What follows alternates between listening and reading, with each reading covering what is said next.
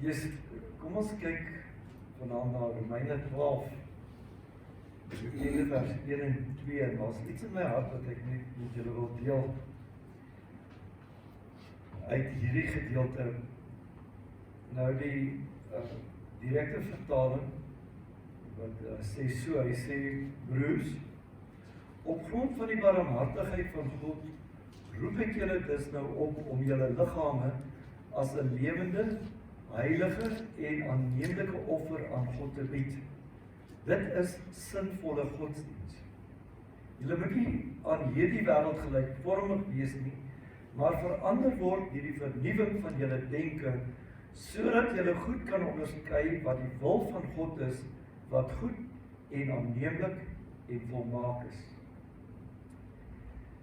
Die hele konsep altyd van nie gelykvormig wees aan die wêreld nie, is iets wat ons al seker baie oor gepraat het en baie al oor gehoor het. Nou die meeste van die tyd, wanneer ons praat oor nie gelykvormig aan die wêreld nie, dan is die eerste ding wat by die meeste mense dan nou opkom, of wedergebore mense dan dikwels is, jy weet, ons gaan nou nie soos die wêreldse mense drink nie, ons gaan nou nie soos hulle rook nie, ons gaan nou nie soos hulle vloek nie, so ons rook nie, ons drink nie, ons dobbel nie, ons vloek nie. Okay, ons het die merkie gemaak in die boksie, ons dink nou, ons is nou nie noodwendig gelykvormig aan die wêreld. En, jy weet, baie keer as ons sê, okay, maar ek moet nou nie allerhande partytjies bywoon, waar mense nou dinge doen, wat nou nie gepas is by 'n kind van die Here nie, ons moet nou nie klere aantrek, wat ons nog half ontbloot nie, want ja, dit is hoe die wêreld lyk, en ons lyk nou nie so nie, want hy sal nou vir jou ook sê, ja, ons miskien nou nie 'n tatoeëermerk opsit nie, want dis hoe die wêreldse mense lyk, ons lyk nie so nie. Die ander konsep is baie keer ook, luister nie na sekulêre musiek nie, want ek moet net musiek luister van die Here, want as ek sekulêre musiek luister, dan is ek nog gelykvormig aan die wêreld en die goeders, en betrokke wees in, jy weet, al die misdaad en die skelmstreke in die wêreld teen. Ek dink so kan 'n mens seker redelik aangaan met die lys oor wat ons vir onsself dan sê, okay, dis hoe die wêreld lyk, en 'n kind van die Here doen nie dit. En so, seker in 'n mate is daar waarheid aan dat ons ook hierdie goed nie doen nie, want dit is hoe mense in die wêreld lyk, en dit is hoe mense in die wêreld dinge doen, en ons doen nou nie sulke dinge saam met hulle nie. Maar ek dink dit is baie meer as dit. Ek dink dit is ongelooflik baie meer as net hierdie uiterlike dinge wat ons partykeer in die lewe sien as deel van die wêreld, en ons dan dit nie doen. Onthou nou wat ek gesê, die eerste is, yes, ek dink ook 'n kind van die Here doen nie hierdie. Okay? Maar dis meer. Ek dink die gedagte in die Bybelse boodskap is baie dieper as dit. Jy weet, ons dink baie keer as ons, soos in die ou dae, kom so in die ou dae, het ons Pinkstermense gesê, weet, as 'n vrou nou nie haar haartjies mooi maak nie, en as sy nie haar lippies rooi maak nie, en haar oogies blou maak nie, dan lyk sy nie soos die wêreld nie, want 'n vrou van die wêreld maak haar lippe rooi. Onthou julle dit, toe ons jong was. En ja, dan stop ons daar en ons dink, okay, ons het nou aan die maatstaf beantwoord, ons is nie soos die wêreld nie, ons het nie gelykvormig gewees of geword aan die wêreld nie. Maar baie keer dan kom ons ook en ons dink as ons geestelike frases gebruik in ons gesprekke met mekaar en die goeders, dan is ons ook, jy weet, dan lyk ons nou anders as die wêreld lyk, dan kyk ons praat anders as die wêreld, ons gebruik allerhande geestelike frases, prys die Here, halleluja, terwyl ons met mekaar praat en so meer. En dit as niks noodwendig daarmee verkeerd nie, dis ook mooi en dit is ook reg. Maar ek dink nie dis al wat die gedagte is wanneer die Bybel kom en sê ons moet nie gelykvormig wees aan die wêreld nie, want daar is 'n dieper ding in vandag se milieu en se wêreld as bloot net uiterlike tekens, uiterlike dinge waarna ons kyk en dan probeer sê, okay, hier is die onderskeid tussen 'n wêreldsmens en dit is hoe 'n mens lyk wat nie in die wêreld is. En daar's baie dingetjies wat 'n mens seker by hierdie lys kan voeg wat ook waar is en jy weet, 'n kind van die Here, ja, ek dink doen byvoorbeeld nie sulke dinge nie. En dan kan ons ook baie met die lysie sit wat ons dink 'n kind van die Here behoort te doen en hoe hy moet leef en so meer en so meer. Maar iets wat in my hart opgekom het en wat my geweldig gevang het terwyl ek dit lees. En ek dink aan die hedendaagse kerkwêreld waarin ons leef. Dan besef ek, daar's meer as dit. Die wêreld en hoe mense dink word baie dikwels op verskillende wyse gevorm. Want dit het te doen met, as ek sê ek word nie aan die wêreld gelykvormig nie, het dit te doen met baie keer hoe ek dink en redeneer oor dinge wat gebeur en hoe die lewe daar buite geleef word. En in vandag se milieu is daar ongelooflik baie dinge wat bepaal wat mense dink en hoe mense oor goed voel. En dit is nie noodwendig die woord van die Here nie. Daar is baie druk op ons vanuit die wêreld en sienswyses, wêreldsbeskouinge rondom ons wat vir ons sê hoe ons moet dink en optree oor goed. En daardie druk om op 'n sekere manier te dink en dinge te hanteer kom nie noodwendig uit die skrif. Want dit is hoe die wêreld daar buite tans na dinge kyk, hoe hulle daaroor voel, hoe hulle dit benader.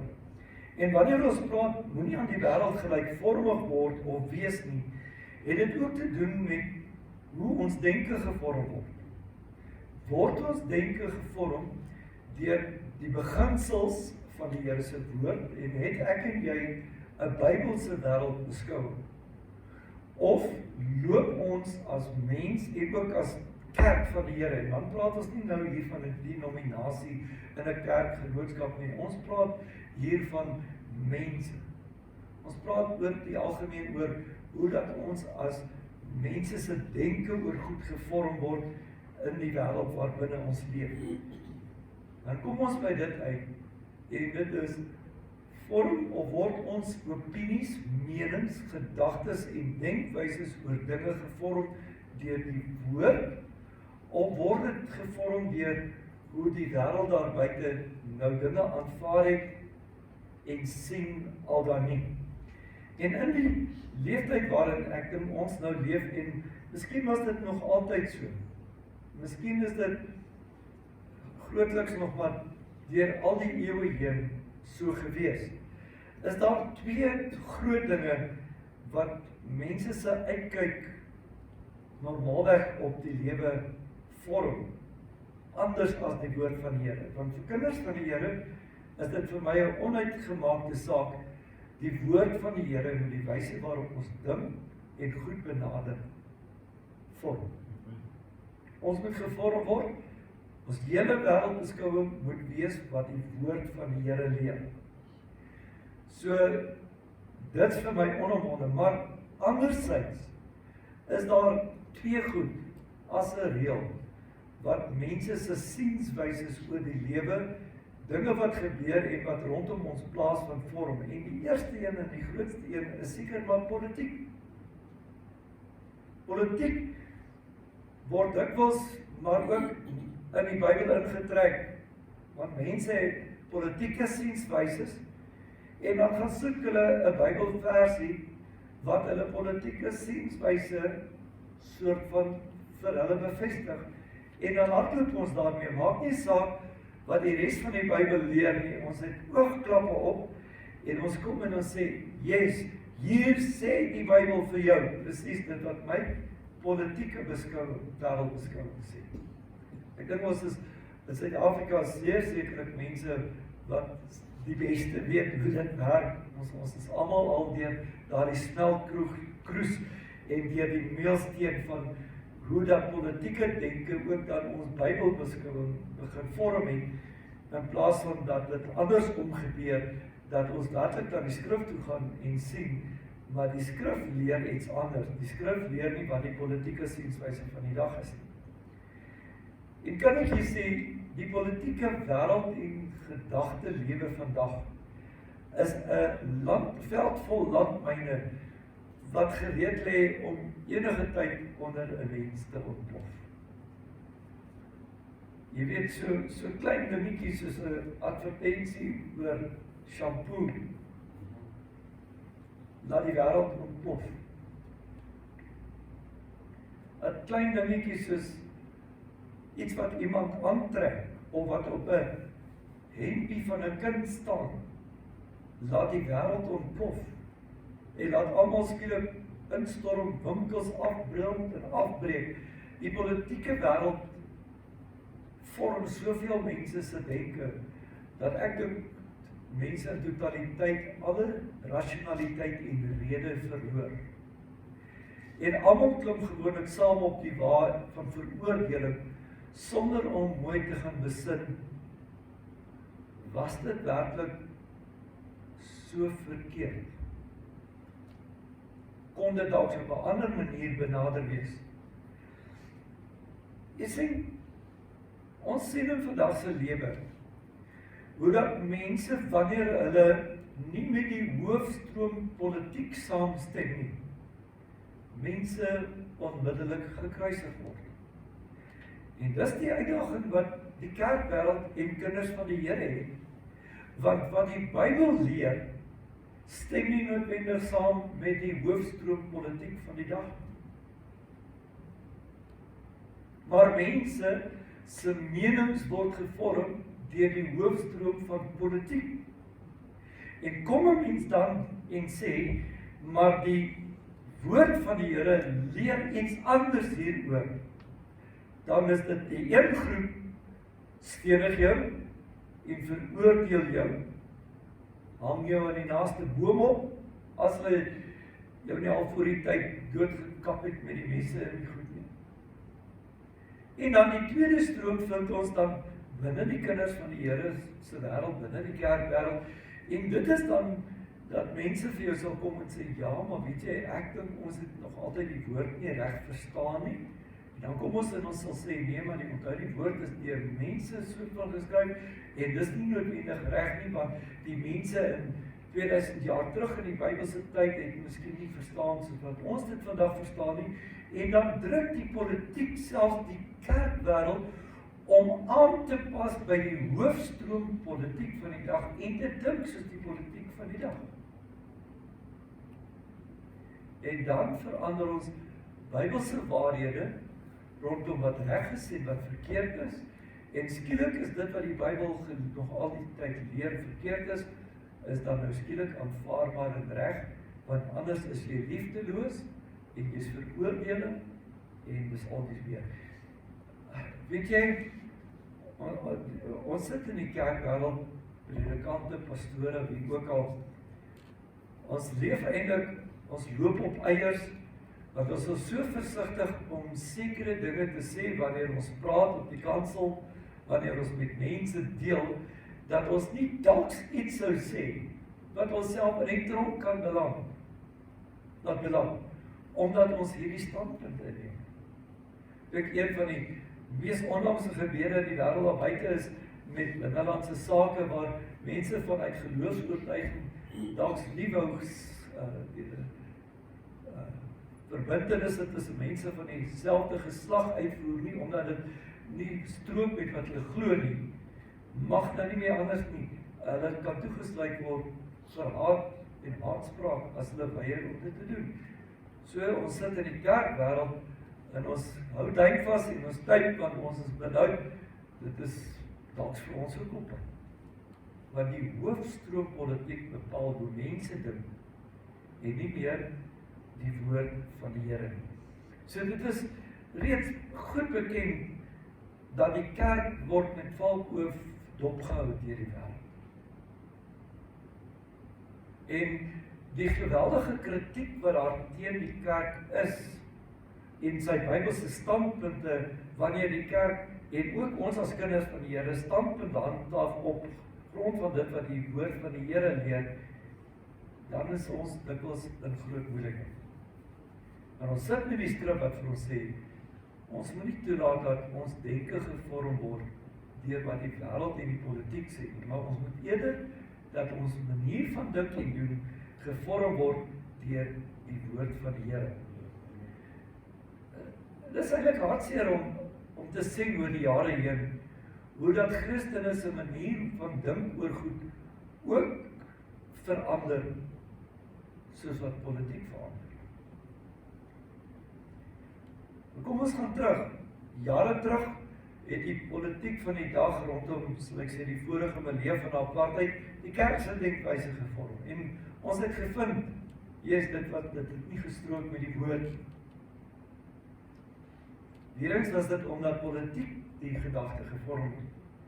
Nou kom ons is nou verder en nou sê ons, nee, ons is nou nie meer, die politiek bepaal nie meer vir ons nie, want ons is nie meer mense wat staan vir apartheid en so meer. Maar weet jy wat het gebeur? Daar is 'n ander tipe van liberale tipe van nie-Bybelse politiek wat ook ons gedagtes begin vorm het en ons dink maar net weer. Ons het nie noodwendig die les geleer uit die ou milieu, moenie dat politiek jou denke vorm nie.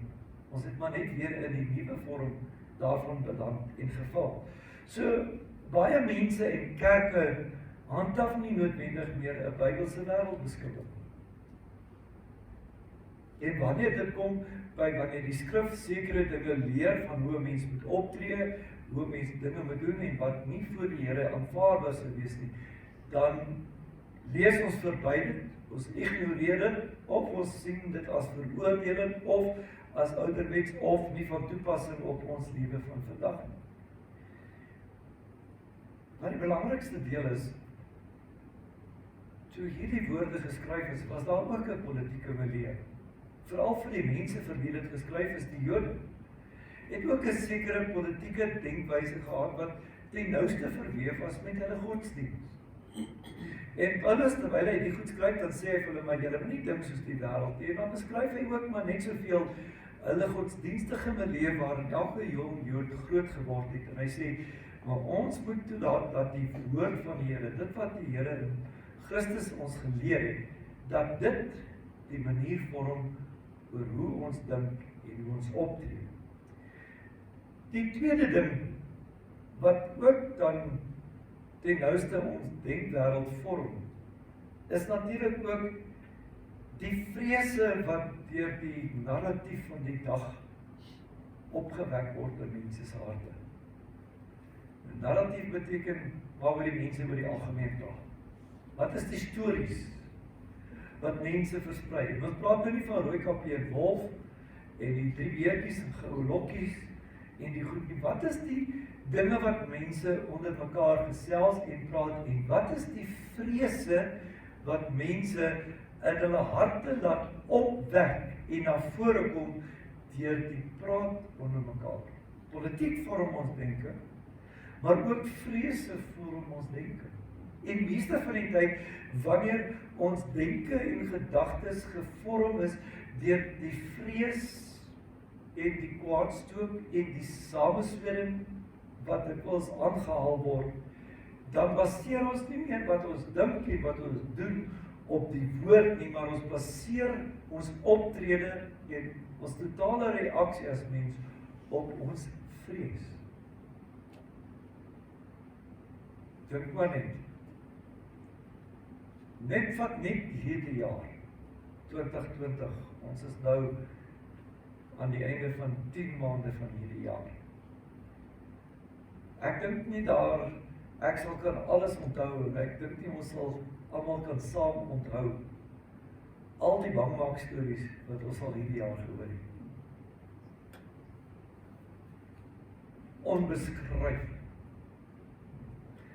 Boonbehalwe al die bangmaak stories van die coronavirus, hoeveel ander bangmaak stories het ons nie al in hierdie tyd gehoor? As ek net dink aan hierdie afgelope week wat verby is, jong mense, daar was soveel stories wat versprei is. En ja, sosiale media maak dit seker die maklikste ding in die wêreld om vandag goed te versprei. En weet jy dat die hartseer is, kinders van die Here versprei dinge wat vrees opwek. Kinders van die Here laat boodskappe en stories wat bang maak en vrees wek, dat dit hulle lewens bepaal. En dat dit ook dan die gesprekke onder mekaar bepaal. En dis nie dat ek blind wil wees, dat daar nie probleme is, en dat daar nie ook soms van die berigte is wat ons pad langs kom, wat werklik geldig en waar is. Ek dink nie, jy moet my verkeerd verstaan wanneer ek dit sê. Ek dink daar is werklik dinge wat geldig is, wat zeer sekerlik rede gee tot kommer. Maar ons is nie mense wat moet dink aan goed wat rondom ons gebeur, soos wat die wêreld daarop reageer met angs en met vrees nie. Ons is kinders van die Here, wat wanneer goed gebeur en wanneer dinge in die wêreld rondom ons plaasvind, moet ons dink vanuit die woord van die Here. Wat leer God se woord vir jou en my binne elke besonderse gegewe situasie? En onthou, die woord nêrens sê dat ons nie stryd en probleme gaan hê nie. Nêrens sê hy gaan ons nie moeilikheid langs die pad optel. Maar hy leer vir ons hoe ons moet moeilikheid in ons lewens hanteer, hoe ons stryd moet hanteer, hoe ons die aanvegtinge wat ons pad langs kom, hoe ons dit moet hanteer, vanuit die beginsels van die Here se woord, vanuit die beginsels van sy koninkryk. Hoe moet ek dit hanteer as ek slegte nuus kry?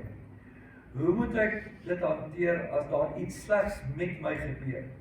Hoe moet ek dit hanteer as daar iets slegs in die wêreld rondom my gebeur? Hoe behoort ek dit te hanteer? En die Here se woord leer vir ons om alles in die lewe met besonderse wysheid te hanteer vanuit die lig van die Here se woord. Weet jy, ons laat toe, ons dink soos die wêreld, want ons laat toe dat kommer en vrees ons lewens beheer.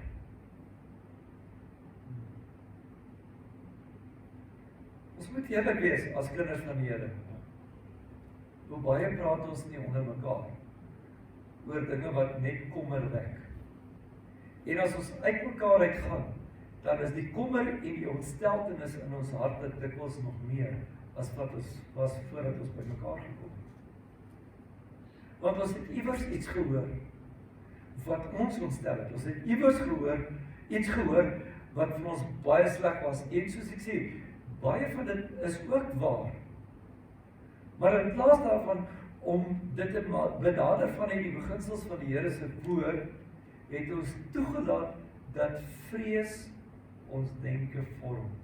En dat ons dan in ons respons op die slegte ding wat ons hoor of gebeur, net soos die wêreld is en lyk, in plaas daarvan van hoe ek as kind van die Here dit hanteer.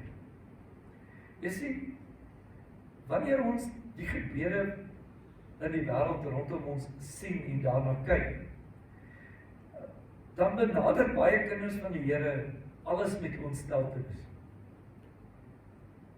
Of daar is nog op partykeer 'n ander interessante manier waarop kinders van die Here dit benader. Dan benader ons dit skielik baie geestelik, as ek dit so mag beskryf, vanuit 'n eindtyd perspektief. En ons alles wat sien en gebeur, gebruik ons eintlik om die mense van die wêreld te oordeel en half te wens. Ja, mag alles wat sleg is met hulle gebeur.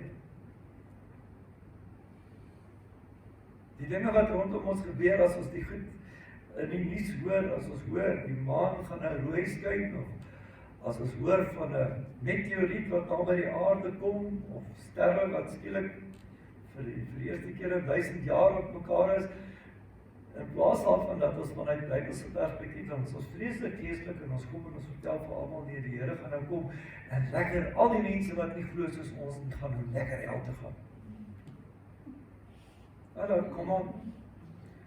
Miskien sê hulle dit nie so cru soos wat ek dit sê nie, maar dis eintlik wat ons sê. Want ons verlekker ons daarin dat hierdie mense vir wie ons die evangelie gepreek het en dit nie wou aanvaar nie, julle gaan nou sien, ons het al die tyd vir julle reg gesê, en ek is tog weggeraap en ek is tog by die Here, en jy kry al die verdrukking in jou. Want hoekom? Ons het toegelaat dat vrese ons wyse van dink vorm. Dit beteken nie ons moet die eindtyd van die Here verkondig, ons moet nie glo nie eindtyd nie, ek glo ons moet verwag dat die Here enige tyd kan kom. Maar ons moet nie ons reaksie op dit wat rondom ons gebeur, laat bepaal vanuit eintlik 'n wêreldbeskouing wat nie Bybels is. Wat leer die Here se woord vir ons? Hy sê vir ons moet dinge anders benader. Hy sê ons moet na dit wat rondom ons gebeur op 'n ander manier kyk. Hy sê op grond van die barmhartigheid, die ou vertaling dat ek praat van genade van God, roep ek julle dus om nou julle liggame as 'n lewende, heilige en aanneemlike offer vir die Here aan te bied. Dit is 'n sinvolle godsdienst. Hy sê julle moenie aan hierdie wêreld gelykvormig wees nie, maar verander word deur die vernuwing van julle denke, sodat julle goed kan onderskei wat die wil van God is. So wat hy by uitkom en hy sê, die belangrikste deel wat ons moet onderskei van die wêreld is die manier waarop ons dink. En dat ons dink in lyn met wat is die wil van die Here. Selfs as ons oor die eindtyd goed praat, wat ek nou net oor gesels het, weet jy wat bodem die Here daaroor? Die Here se woord leer hy wil nie hê dat een mens moet verlore gaan nie. Daarom vertraag hy nie die beloftes soos sommige dit vertraag nie. Ag nee, hy wil hê elke siel moet gered word. Hy wil hê dat ons met die evangelie preek en mense moet dit hoor. So as ons dink, kom ons begin dink in lyn met wat sê die Here se woord? Wat leer die Here se woord rondom al die dinge wat rondom ons gebeur? Pas dit wat die politiek leer by die woord. As die twee nie met mekaar versoen kan word nie, dan is die woord van die Here die finale sê. As dit wat die politiek leer, al klink dit hoe mooi en hoe regverdig, maar as dit nie kan pas by wat die woord leer nie, dan is die woord van die Here die hoër gesag. Dan doen men sê ek wat die woord sê, ek dink en ek redeneer soos die woord sê. As die stories rondom my gebeur van alles wat sleg en kwaad en besmeer is, al is dit hoe waar, my manier van dink daaroor moet wees of geskoei wees op dit wat die woord van die Here sê. Met ander woorde, ten spyte van alles wat gebeur, God is nog steeds in beheer. Hy sê ons, wat sal ons dan van hierdie dinge sê? As God vir ons is, wie en wat kan dan teen ons wees? So al die slegte goed gebeur, maar God is nog steeds in beheer. Slegte goed gebeur met jou en my ook, maar hy sê niks wat gebeur, dood, siekte, wat ook al gebeur, kan ons skei van die liefde van God nie. So, maar die saak wat gebeur nie, benader dit vanuit die beginsel van God se woord, staan vas daarop om die Here te vertrou, in plaas daarvan om oorboord te gaan met die vrees en die bekommernis wat gewek word deur die wyse waarop die wêreld dink. Ons moet toelaat dat ons manier van dink verander word. Ons moet dink in lyn met God se woord. Dit is nie net bloot 'n uiterlike ding van hoe ons lyk en die vertoon, die show wat ons buite uitstoot, om vir mense 'n indruk te skep. Dit het werklik te doen met of ons alles wat ons dink en benader, of ons dit doen vanuit die beginsels van God se woord, vanuit die beginsels van dit wat Jesus ons in sy woord leer. Dis wat saak. Amen.